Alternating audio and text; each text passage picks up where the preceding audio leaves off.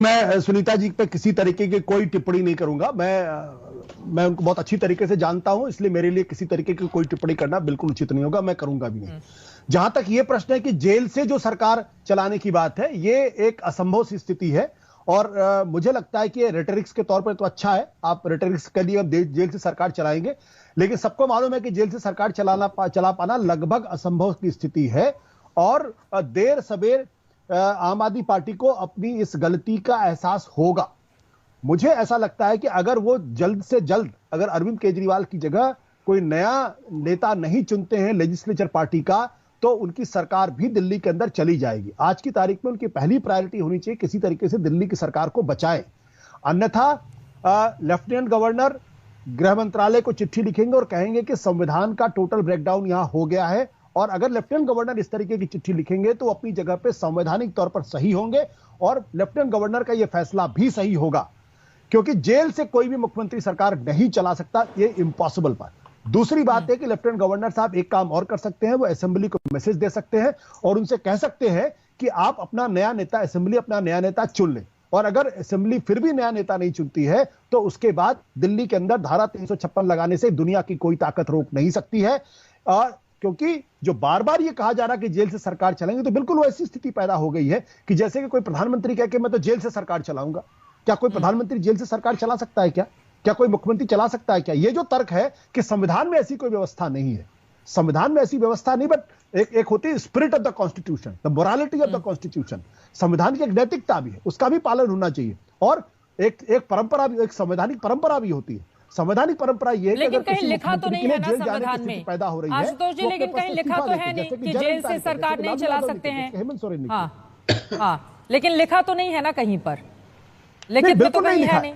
संविधान में बहुत सारी चीजें 1900 जब संविधान बना था तब किसी को क्या मालूम था कि 75 साल बाद ऐसी स्थिति पैदा हो जाएगी कि किसी सिटिंग मुख्यमंत्री को गिरफ्तार किया जाएगा, वो इस्तीफा नहीं देंगे। तो लोकतंत्र परंपराओं से भी चलता है। और अभी तक कम से कम 3 ऐसे उदाहरण हैं जब एक सिटिंग मुख्यमंत्री को गिरफ्तार करने की स्थिति पैदा हुई। पहली बात लालू यादव के साथ हुई, उन्होंने अपना पद से इस्तीफा दिया, राबड़ी देवी मुख्यमंत्री बनी। जयललिता के साथ पैदा हुई, पनीर सेल्वम मुख्यमंत्री बने। और हेमंत सोरेन के साथ स्थिति पैदा हुई, चंपई सोरेन मुख्यमंत्री बने। और यही आज की तारीख में सर्वश्रेष्ठ संवैधानिक लोकतांत्रिक परंपरा है। अरविंद केजरीवाल अगर इसका उल्लंघन कर रहे हैं तो गलत कर रहे हैं, संविधान की आत्मा से एक तरीके से गलती कर रहे हैं उसके साथ। बोलिए संजीव झा जी। देखिए, 3 बातें। पहली बात कि ये जो अरेस्ट है अरविंद केजरीवाल जी की, पूरी पॉलिटिकल अरेस्ट है। इसका कोई इन्वेस्टिगेशन से कोई मतलब नहीं है, जांच से कोई मतलब नहीं है। आचार संहिता लगा और इलेक्टोरल बॉन्ड की जो डेटा आई वो सरप्राइजिंग था। और अरविंद केजरीवाल की जो डेवलपमेंट की पॉलिटिक्स है वो लेकर देश में जाएंगे तो मोदी जी की घबराहट से अरेस्ट किया गया। क्योंकि एक बात बताइए, कहते हैं कि अरविंद केजरीवाल भ्रष्ट है। अरविंद केजरीवाल दिल्ली में लोगों को 24 घंटे बिजली फ्री दे रहे हैं, लोगों को पानी फ्री दे रहे हैं, लोगों को, महिलाओं को बसों में यात्रा फ्री दे रहे हैं, बुजुर्गों को तीर्थ यात्रा फ्री दे रहे हैं। आज 1000 रुपए फ्री देने की बात हुई है। तो उसके बाद हम अपनी बजट को घाटे से फायदे पे ले आए। तो इतना करने के बाद अगर कोई मुख्यमंत्री भ्रष्ट हो सकता है तो फिर इनके मुख्यमंत्री प्रधानमंत्री क्या है, जो लगातार, चाहे केंद्र का घाटा जीडीपी के करीब आ गया और किसी भी स्टेट की सरकार इनकी ले लीजिए, कोई भी सरकार ना तो कोई बेनिफिट दे रही है, उसके बाद भी घाटा है। तो फिर वो पैसा कहां जा रहा है? तो इसका मतलब फिर तो ये महाभ्रष्ट लोग हैं जिसकी जांच नहीं हो रही है। एक बात। दूसरी बात, देखिए, ये मैंडेट अरविंद केजरीवाल का है और ये मैंडेट अरविंद केजरीवाल जी का दिल्ली की जनता ने इसलिए दिया था कि लगातार पिछले 5 साल में जो काम किए उससे दिल्ली की जनता प्रभावित थी। हम अपना नेता चुनने का अधिकार विधायक दल को है और मैं भी एक विधायक हूं। तो मुझे लगता है चूंकि ये मैंडेट अरविंद केजरीवाल जी का है, इसलिए अरविंद केजरीवाल दिल्ली की सरकार को चलाए। रही बात, संविधान में तो कहीं नहीं लिखा है। और अभी वैसे भी 2 महीना मॉडल कोड ऑफ कंडक्ट लगा हुआ है, कोई कैबिनेट की बैठक भी नहीं होगी। और कैबिनेट की बैठक भी होगी भी, प्रधानमंत्री भी जब जाते हैं विदेश घूमने के लिए, विदेश यात्रा करते रहते हैं, तो किसी न किसी को कैबिनेट को के लिए चेयर कौन करेगा, उसका राइट लेके जाते हैं, उसको लेके जाते हैं कि आप चेयर करेंगे। तो इसी तरह से अगर वो जेल में हैं तो जो कैबिनेट को चेयर करेगा उनको अपना डायरेक्शन देंगे, निर्देशन देंगे। इसकी प्रावधान चुनाव आचार संहिता लगी हुई है आशुतोष जी, वो कह रहे हैं तो अभी तो कोई दिक्कत नहीं है, कह रहे हैं अभी तो कोई बैठक हो नहीं सकती है, तो फिर क्या दिक्कत है अगर जेल से ही वो सरकार चलाएं तो? नहीं, मैं संजीव जी हमारे छोटे भाई की तरीके से हैं, इसलिए मैं उन पर तो कोई टिप्पणी नहीं करूंगा। लेकिन एक बात बिल्कुल समझ लीजिए कि मॉडल कोड ऑफ कंडक्ट लगने का यह मतलब नहीं है कि सरकार नहीं चल सकती। मॉडल कोड ऑफ कंडक्ट लगने के बावजूद भी सरकार पॉलिसी मैटर्स पे फैसले कर सकती है, कैबिनेट की बैठक कर सकती है, गवर्नेंस नहीं रुकता। वह ऐसे फैसले नहीं कर सकती जिससे यह एहसास हो कि आप चुनाव को प्रभावित करने की कोशिश कर रहे हैं। अगर मान लीजिए कि दिल्ली के अंदर अचानक कोई सूखा पड़ जाए या यहां पे कोई अकाल पड़ जाए, तो दिल्ली की सरकार इसलिए काम नहीं करेगी क्योंकि यहां पे मॉडल कोड ऑफ कंडक्ट लगा है, तो सरकार तो चलेगी ना। और यह फैसला मैं आपको बता दूं, इलेक्शन कमीशन में आज से करीब 25 साल पहले जब एमएस गिल उस मुख्य चुनाव आयुक्त थे, तो उस वक्त की सरकार ने एक एग्रीकल्चरल पॉलिसी लागू की थी जिसको सुप्रीम कोर्ट में चैलेंज किया गया था, और सुप्रीम कोर्ट ने कहा था कि सरकार को कृषि नीति पर लागू करने का पूरा अधिकार है। सरकार ने इसके मुतालिक इंटेंट अपना जाहिर पहले कर दिया था। गवर्नेंस नहीं रुक सकती। अगर गवर्नेंस रुकेगी तब तो चुनाव के दौरान इस देश के अंदर कोई काम ही नहीं हो पाएगा। तो इसलिए मैं इस तथ्य को नहीं मानता हूं। मैं फिर भी एक बात कह रहा हूं, आज की तारीख में आम आदमी पार्टी की सबसे बड़ी प्रायोरिटी होनी चाहिए दिल्ली की अपनी सरकार को बचाना। नहीं तो दिल्ली की सरकार आने वाले कुछ दिनों के अंदर बर्खास्त होगी, और अरविंद केजरीवाल जो ये बार बार दावा कर रहे हैं कि मैं जेल से सरकार चलाऊंगा, यह असंभव स्थिति है। ऐसा कभी नहीं हुआ और ऐसा कभी भी नहीं होगा। आशुतोष जी, लेकिन एक और सवाल आपके जवाबों से निकल कर आ रहा है, ठीक है, क्या आम आदमी पार्टी के लिए मुश्किलें इसलिए और ज्यादा है क्योंकि जो बड़े बड़े नेता हैं, मैं चाहूंगी कि एक बार हमारा ये जो सेट हमने बनाकर रखा हुआ है इसको आप दिखा दें, क्योंकि जो बड़े बड़े नेता हैं, चाहे मनीष सिसोदिया, उनको राइट हैंड माना जाता था, लेफ्ट हैंड थे संजय सिंह, वो भी काफी लंबे समय से जेल में हैं, और यहां पर आप बाकी चेहरों को भी देख पा रहे हैं। सत्येंद्र जैन तो बहुत पहले ही हवाला मामले में जेल जा चुके थे। विजय नायर उनके करीबी, जिसको अपना बॉय बताकर किसी से फोन पर बातचीत करते, जिसका ईडी की ओर से दावा किया जा रहा है। मेरा सवाल है आशुतोष जी कि चूंकि उनके राइट हैंड लेफ्ट हैंड सब जेल में हैं इस वक्त, इसलिए क्या आम आदमी पार्टी के लिए मुश्किलें ज्यादा है कि कोई उतना लोकप्रिय नेता अभी मौजूदा वक्त में नहीं है, इस वजह से यह निर्णय कर पाना, या कोई डर होगा कि हम अपनी पार्टी में किसको चुने? और आज अब सुनीता केजरीवाल जी सामने आती हैं स्क्रीन के, बिल्कुल वही अंदाज, उसी तरह की कुर्सी, सब कुछ वही रहता है जैसा केजरीवाल का देखने को मिलता है। तो क्या आगामी दिनों में सुनीता केजरीवाल को भी जिम्मेदारी सौंपी जा सकती है? ये कयास लग रहे हैं इस वक्त। आशुतोष जी। चित्रा जी, इन कयासों पर मैं कोई टिप्पणी नहीं करूंगा और मुझे करना भी नहीं चाहिए। मैं फिर एक चीज को बड़ी जिम्मेदारी के साथ कहना चाहता हूं कि किसी ने सोचा था जब शिवराज सिंह चौहान को मध्य प्रदेश भेजा गया था उमा भारती की जगह, कि वो आने वाले समय में इतने बड़े नेता, लोकप्रिय नेता हो जाएंगे? बिल्कुल किसी ने नहीं सोचा था। दूसरा प्रश्न है संवैधानिक नैतिकता का। मैं ये मान सकता हूं कि अरविंद केजरीवाल के साथ बहुत अन्याय हो रहा है, मैं ये मानने के लिए तैयार हूं। मैं ये मानने के लिए तैयार हूं कि षड्यंत्र के तहत आम आदमी पार्टी के लोगों को जेल में डाला जा रहा है, मैं मानने के लिए तैयार हूं। लेकिन ये देश चलेगा संविधान से और कॉन्स्टिट्यूशनल मोरालिटी से, लोकतांत्रिक परंपराओं से चलेगा।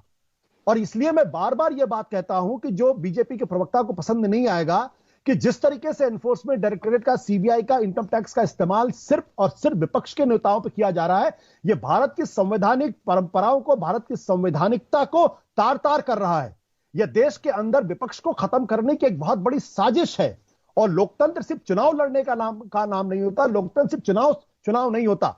लोकतंत्र विपक्ष का सम्मान करने से भी होता है, विपक्ष को निशाना बनाने से नहीं चलता है। आज की तारीख में 95% केसेस सिर्फ विपक्ष के यहां, क्या भारतीय जनता पार्टी के यहां सारे के सारे राजा हरिश्चंद्र हैं? उनके यहां कोई भ्रष्टाचार नहीं हो रहा? तो कानून और यही नियम मैं आम आदमी पार्टी के ऊपर भी लागू करता हूं कि आम आदमी पार्टी को ये कहने का कोई अर्थ नहीं है कि वो बड़े लोकप्रिय नेता है। होंगे लोकप्रिय नेता, मैं उससे इनकार नहीं करता, है लोकप्रिय नेता, इसमें कोई दो राय नहीं।